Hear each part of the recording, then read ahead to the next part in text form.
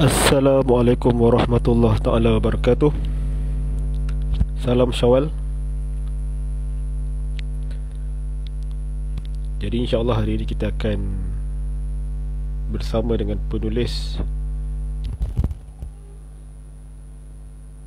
Kak Izzat. Tu dia. Kenaan buku Berani Berhijrah. Siri muhasabah diri bercakap dengan cermin. Assalamualaikum. Assalamualaikum. Waalaikumsalam. Amin. Waalaikumsalam. Dengar ke? Alhamdulillah.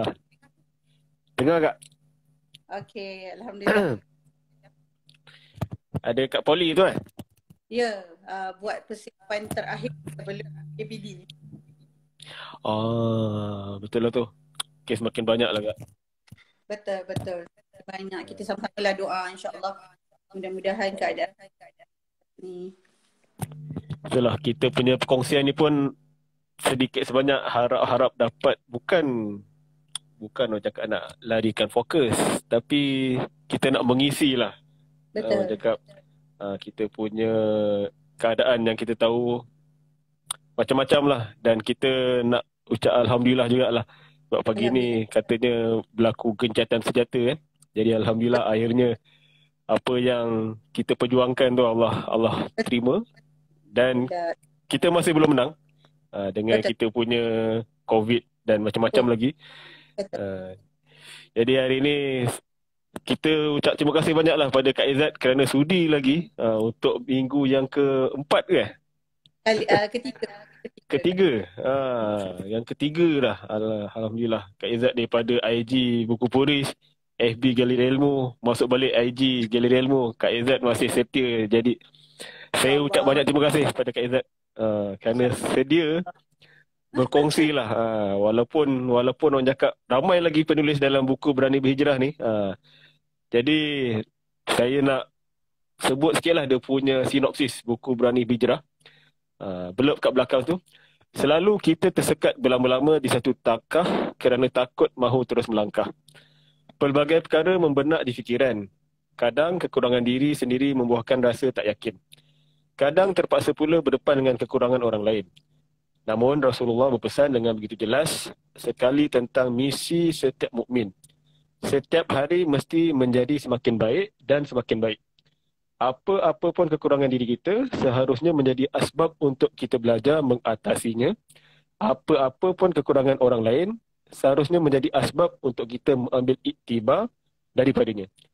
Belajar dan mengambil iktibar itu yang seharusnya menjadi fokus kita agar dapat memenuhi misi ini.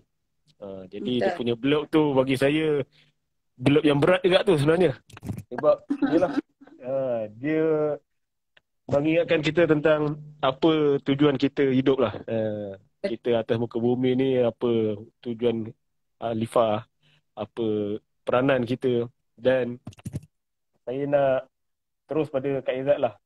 Sebab fahamkan buku ni siri yang sama dalam muhasabah punya bercakap dengan cermin.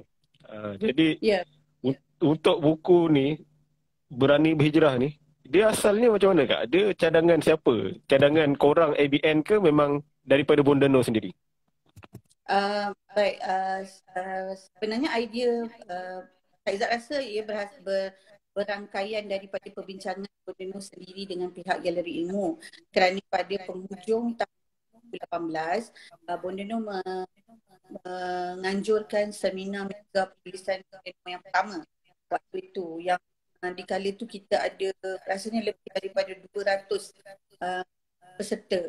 Jadi di situlah mereka dikabarkan tentang projek buku muhasabah diri Siri Bercakap dengan Cermin, yang waktu itu sebenarnya Kak Izzat tidak menyertai seminar tersebut sebab waktu tu Kak Izzat sudah berada di Sabah, di Sanakan Sabah. Jadi impossible lah untuk kita balik kan untuk menghadiri seminar itu.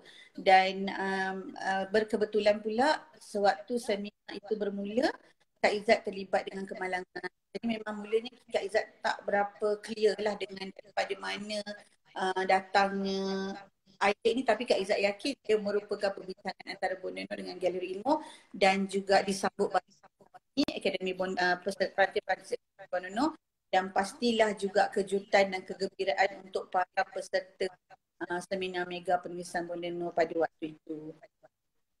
Itu tahun bila Kak kalau ingat? 2018. 3 tahun lepas lah. So buku ni pun tahun yang sama atau 2019 kalau ingat? 2019. Dilancarkan pada Mei. So buku sebelum pandemik lah orang cakap. Sebelum pandemik. Alhamdulillah. Jadi kalau tengok pada tajuk sendiri memang kita boleh agak lah tema dia hijrah. Cuma nak double confirm lah. Tema yang ingin disampaikan dalam buku Berani Berhijrah ni. Apa yang orang cakap tajuk ialah dalam 9 buku cakap macam ni ada 9 kan? Jadi kenapa yang ni dipilih tajuk nama dia Berani Berhijrah? Dia sebenarnya Kak Izzat sikit lah tentang bidang buah buku. Ditetapkan ada 9 tema yang berlainan untuk setiap buku lagu sebab ada 200 lebih penulis yang terlibat dalam projek Sikap dengan Cermin ini. Jadi dibahagikan kepada tema-tema dan setiap penulis itu menuliskan cerita yang berkisar tentang tema lah. Mana yang sesuai dengan tema berkenaan kita gabungkan dalam satu buku. Dia asalnya ialah Bonono minta tulis satu buku yang berkisar tentang bercakap dengan cermin. Maknanya kita bercakap dengan diri kita sendiri. Kita apa saja yang kita tulis berbalik kepada diri kita kan. Jadi kami menulis dan akhirnya setiap cerita itu dibahagi-bahagikan ikut kategori lah, ikut tema. Jadi buku Berani Berhijrah ini dia lebih kepada cerita-cerita berkenaan perubahan lah, hijrah. Hijrah tu ialah transformasi. Jadi kebanyakan cerita dalam buku Berani Berhijrah ni lah berkisar tentang transformasi, bagaimana kita bergerak satu keadaan kepada keadaan dan pastilah keadaan itu keadaan lebih baik lah. Untuk buku ni sendiri Kak Izzat ambil berapa lama masa nak siapkan untuk buku Berani Berhijrah ni? Kalau Kak Izzat ingatlah deadline yang diberi tempoh oleh ABN. Okey, untuk yang ini setelah habis je seminar, jadi setiap peserta itu diberi masa, kalau tak silap Kak Izzat, dalam sebulan lah untuk menulis cerita ini sebelum diserahkan kepada mentor setiap kumpulan untuk disemak dan kemudiannya dibahagi-bahagikan. Untuk Kak Izzat sendiri, sebenarnya Kak Izzat asalnya tak terlibat dalam seminar ini, jadi tak tahu pun mengenai buku ni.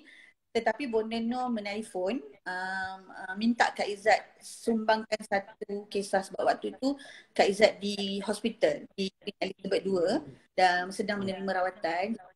Bonono kata apa kata kalau Kak Izzat isi masa dengan menulis satu bab untuk dikongsikan dalam buku ini, sekurang-kurangnya boleh maknanya divert Kak Izzat lah daripada keadaan yang Kak Izzat alami pada waktu itulah. So untuk Kak Izzat sendiri kita ambil masa dalam 2-3 hari lah merangka cerita tu dan kembalikan semula kepada buku untuk disemak. Itu tadi tu kita punya mukadimah Kak Izzat ni dah nak masuk isi cerita ni. Nak tahulah dalam banyak-banyak kisah apa yang Kak Izzat kongsi kali ni dalam buku Berani Berhijrah ni. Dan kenapa Kak Izzat memilih untuk kongsikan cerita tu dalam buku ni? Sebab tadi pun Kak Izzat cakap dari awal Kak Izzat dah dekat Sabah. Bukan terlibat secara langsung, tapi Kak Izzat percaya benda ni perbincangan galeri dengan ABN. Tapi Kak Izzat yang waktu tu kita boleh cakap diuji lah. Diuji dengan insiden yang Kak Izzat dan keluarga ditimpa. So benda tu apa yang Kak Izzat kongsi dalam buku Berani Berhijrah ni? Bagi saya itu yang Bonono nampak yang suatu yang tak semua orang alami. Tapi Kak Izzat sedia berkongsi. Apa kisah yang Kak Izzat kongsi dalam buku Berani Berhijrah ni Kak Izzat? Baik, waktu itu Bonono hubungi Kak Izzat dan Bonono sebelah pagi bersembang tentang kemalangan Kak Izzat lah, tentang arwah suami yang kemalangan tu. Jadi petang itu Bonono hantar mesej, Bonono kata kenapa tak Kak Izzat kongsikan kisah kemalangan tu, apa yang Kak Izzat rasa dalam projek BDC ini. Jadi Kak Izzat tuliskan itulah kami, maknanya apa yang emosi Kak Izzat di kala itu tentang insiden yang menimpa Izzat. Bagaimana rupanya sebenarnya apa yang berlaku tu adalah perubahan yang sangat besar dalam hidup Kak Izzat dan macam mana Kak Izzat nak bergerak nak menerima, bersabar, menerima dan juga move on lah dengan keadaan pada ketika tu. Jadi waktu tu memang Kak Izzat dapat apa daripada bonda tu, lama tak Kak Izzat nak buat keputusan? Nak orang cakap nak terima untuk menulis tu, atau Kak Izzat cakap bonda saya perlukan masa nak bagi jawapan. Macam mana waktu tu Kak Izzat, kalau boleh flashback balik? Okey, bila Bonda Nur mempelawa tu, Kak Izzat terus draftkan lah cerita dalam handphone. Dalam keadaan waktu tak boleh bergerak kan, kita draft je lah dalam phone, kita hantar semula kepada Bonda Nur. Dan Bonda semak, dia kata ada benda yang nak perlu ubah dan tambah. Macam tu je lah proses dia. Maknanya terus WhatsApp, terus telefon saja. Sebab waktu tu tak ada laptop pun, tak ada apa-apa kan. Jadi kita menulis macam tu je lah. So, alang-alang tajuk buku ni, bahan ni berhijrah kan, dan mengikut pengalaman Kak Izzat sendirilah. Saya nak minta kalau boleh Kak Izzat kongsikan lah. Apa tip Kak Izzat boleh bagi pada kami, pada pembaca, pada pendengar, penonton IG Live kita ni, yang Kak Izzat sendiri buat lah untuk berhijrah tu sendiri lah. Sebab saya ikuti juga macam mana Kak Izzat daripada Semenanjung pergi ke sana kan. Lepas tu dengan suami sendiri ikut. Tapi tanpa diduga rupanya pergi sana tu Allah nak tarik dia, Allah lagi sayang dia. Jadi macam Kak Izzat yang mengalami sendiri benda tu, apa yang Kak Izzat sendiri amalkan untuk istilahnya move on tu lah, nak berhijrah tu lah. Macam mana Kak Izzat punya proses yang Kak Izzat lalui, yang boleh Kak Izzat kongsikan lah pada kami. Untuk kami, bagi saya, benda ni untuk kami punya kekuatan jugalah untuk menghadapi apa yang inilah kita semua sedang diuji ni kan. Kalau Amir nak tanya pasal tips tu, sebenarnya tak ada tips lah. Dia tu berlaku secara tiba-tiba kan. Jadi kita hanya, mungkin kalau yang Kak Izzat boleh kongsikan pun ialah Kak Izzat ajar diri untuk terima. Maknanya terima. Ini jalan, ini cerita yang Allah tentukan, jadi kita terima. Terima, bila kita rasa kita terima perkara itu, kita redha dan kita macam muhasabah balik. Kalau Allah nak matikan aku, dia boleh matikan aku sekali dengan suami aku. Tapi Allah hidupkan aku. Maknanya adalah lagi tugas ke yang belum selesai, adalah lagi akabnya Kak Izzat hidup. Jadi takkanlah macam ni lagi. Move on dan aku kena berterima kasih, bersyukur dengan Allah kerana Allah masih memberi peluang. Adalah sebabnya kenapa Allah bagi kita peluang kedua. Jadi takkan kita masih nak duduk dekat tempat yang sama kan. Kita kena berubah lah. Itu sajalah kalau Kak Izzat ajar diri Kak Izzat lah. Dan anak-anak juga sebenarnya Amir. Macam itu yang Kak Izzat cakapkan dekat mereka lah. Allah sayangkan kita ni macam dalam kita tengah suku ambil dia macam tu je. Takkan kita ni tak nak muhasabah diri kita, tak nak buat preparation lagi ni untuk ke sana kan. Jadi kita somehow kita kena berubah lah. Takkan kita nak duduk dekat tempat yang sama dengan perangai yang sama. So kita kena cuba untuk tambah baik lah keadaan kita yang semasa. Macam tu lah Amir. Okay. Dia ada contoh pasal anak-anak kan. So macam mungkin Kak Izzat sendiri satu hal nak tenangkan diri sendiri. Tapi anak-anak tu macam mana pula dia Izzat? Kak Izzat handle diorang, nak bagi faham kat diorang yang semua ni Allah dah tentukan. Tu anak-anak sendiri punya respon waktu tu macam mana kalau Kak Izzat berkongsi? Memang mereka sendiri yang banyak bagi support yang positif tu macam mana?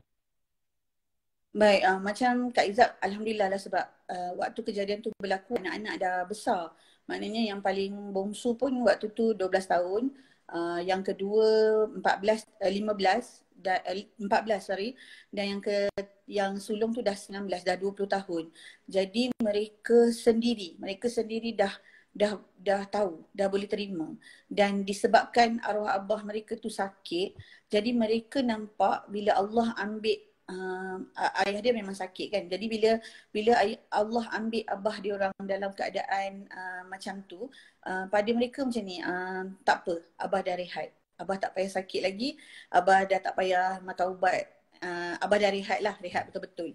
Jadi keadaan mereka tu yang sangat menerima benda itu, maknanya benda tu tidak dia sedih Amin, tapi dia tidak sampai menggugat dia punya hidup sehari-hari. Jadi keadaan dia orang yang sangat positif tu menyebabkan Kak Izzat rasa takkan aku nak lemah sebab anak-anak aku boleh terima.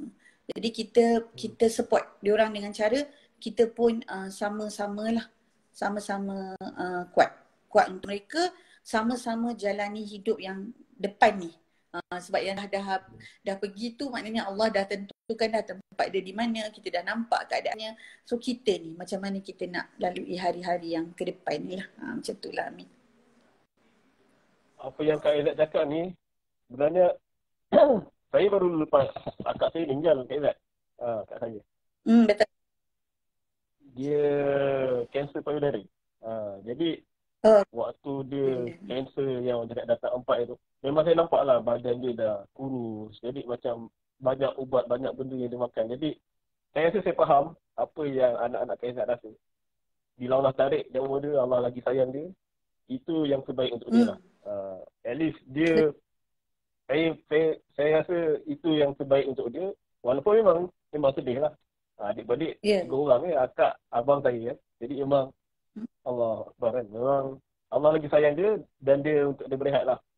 Memang saya punya anak buah saya pun nampak memang kuat lah. Dia orang kuat lah. Mungkin sama macam anak Kak Izzat lah. Dia orang kuat. Yang bagi saya benda ni orang yang mengalami insya-Allah dia akan faham. Bila kita tahu yang bila Allah tarik nyawa satu orang tu, Allah lebih sayang dia lah. Dan itu yang terbaik untuk dia lah. Jadi macam yang kita dah alami macam Kak Izzat pun, yelah ayat Kak Izzat tadi saya tertarik bila Kak Izzat cakap kalau nak tarik nyawa, Kak Izzat pun boleh sekali waktu tu boleh meninggal waktu yang sama kan. Dan saya pun sebenarnya Kak Izzat, saya pernah juga accident. Dan orang cakap total loss, saya punya kereta memang alhamdulillah waktu tu tak libatkan siapa-siapa. Dan memang kereta saya kalau tengok memang teruk lah. Memang istilah Kak Izzat tu peluang kedua untuk kita jadi lebih baik dan untuk kita lebih hargai lah orang sekeliling kita lah. Itu yang saya perasan. Betul.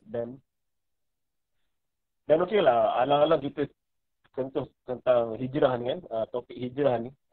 Jadi macam Kak Izzat kalau boleh bagi pendapat lah, kenapa hijrah ni perlu Kak Izzat? Macam mana tadi Kak Izzat daripada Semenanjung ke sana dan sana balik pula sini. Sebab kalau saya tengok Kak Izzat punya FB pun dulu Kak Izzat waktu presiden memang kurus lah. Ni saya nampak macam dah kembali asal dan nampak sihat dah balik. Jadi macam kalau boleh Kak Izzat kongsikan lah, kenapa hijrah tu perlulah untuk diri seseorang. Kenapa kita perlu keluar dari Malaysia? Tak untuk kita jadi lebih baik. Kenapa Kak Izzat?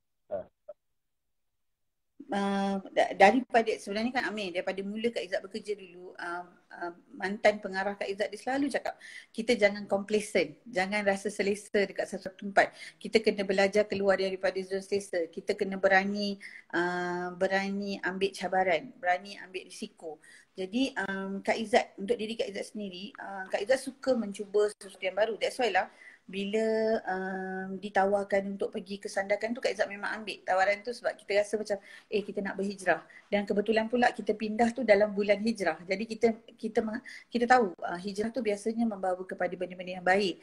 Tapi ujung-ujung tu kita tak sangka lah pula Allah juga menghijrahkan kita dalam bentuk lain kan. Maknanya daripada ada suami, tiba Allah ambil suami kita. Kenapa kita kena keluar daripada zon selesa tu? Supaya kita boleh tahu kemampuan diri kita sebenarnya. Bila kita tak ada bila kita biasa sangat dekat zon selesa, kita dah biasa buat benda yang rutin. So kita tak cabar diri kita sebenarnya.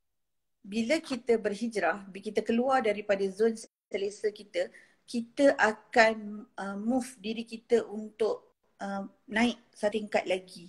Kita belajar lagi benda baru. Kita kuatkan lagi semangat kita. Kita motivasikan diri kita. Sebab kalau kita asyik buat benda yang sama, lama-lama kita jadi macam burn out. Tahu Amin.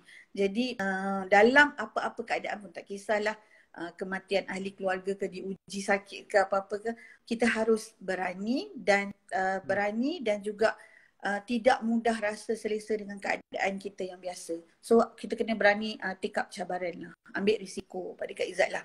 Amin. Sebab ni kita tak tahu kan bila Allah nak uji kita dengan the next ujian pula. Sebab kalau kita dah biasa sangat kat satu tempat, tiba-tiba Allah bagi kita satu jentikan.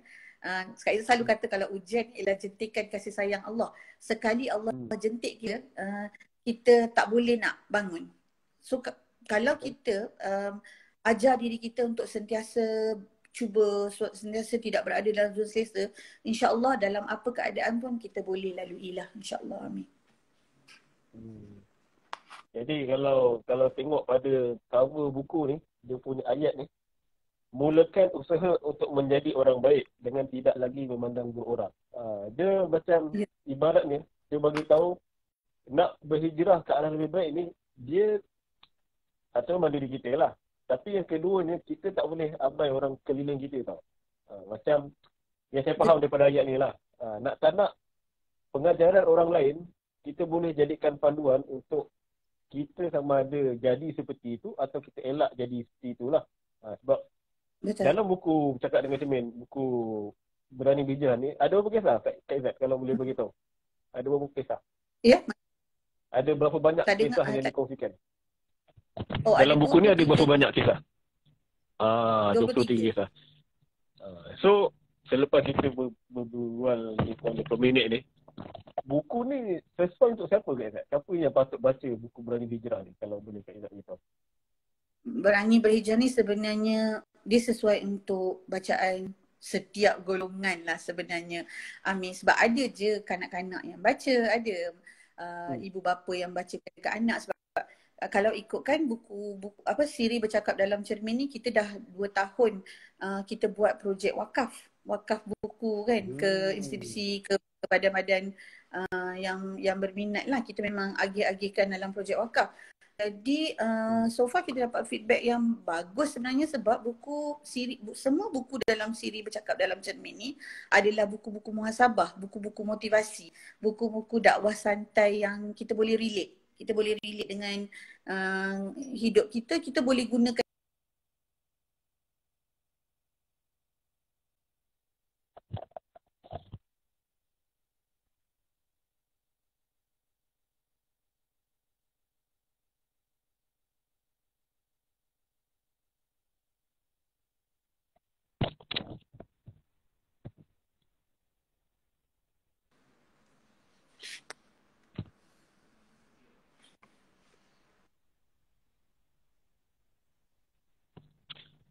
Lain macam sangkut-sangkut sikit tadi. Okey tak lain? Betul. Kita sangkut-sangkut. Okey. So kalau ikut yang Kak Izzat sendiri, Kak Izzat memang jual buku ni ke macam mana? Ada jual juga tak? Untuk ni lah, untuk projek wakaf. Tahun lepas dia wakaf masuk dalam projek wakaf tu lah. Maknanya kita wakaf dalam bawah buku. Tapi untuk kawan-kawan, ada kawan-kawan yang beli buku Berani Berhijrah ni, Berani Berhijrah saja. Ada yang Kak Izzat hadiahkan pada kawan-kawan lah. So kalau ikut projek tu masih berjalan ke dah tak ada, atau boleh beli satu ni terus ke macam mana? Masih berjalan. Dan tahun ni itu boleh direct dengan Kak Izzat lah. Dropshipper. Dropshipper. InsyaAllah ada lagi stok. Melalui dropshipper. So kepada penonton yang masih belum dapatkan buku ni, boleh dapatkan sama ada melalui kami, Galeri Ilmu, atau direct dengan Kak Izzat atau dropshipper ABN. Jadi Kak Izzat, saya sebagai penutup ni bercakap sesi kita 3 minggu untuk platform Galeri Ilmu ni, saya nak ucap banyak terima kasih lah pada Kak Izzat yang sudi terima saya punya jemputan, walaupun host yang sama, bertukar di tu kejap dengan Hafiz lah. Tapi Kak Izzat masih setia untuk memenuhi jemputan ni. Saya sangat berterima kasih lah. Dan untuk orang cakap akan datang ni, apa lagi projek yang terkini yang boleh Kak Izzat kongsikan kepada kita ni pendengar untuk mengikuti Kak Izzat punya penulisan Boleh promote Telegram tu. Lama tak update tu. Oh ya Allah ya Tuanku, yang Telegram tu memanglah ada masalah betul nak update kan. InsyaAllah PKPD ni mudah-mudahan adalah masa sikit untuk Kak Izzat update Telegram.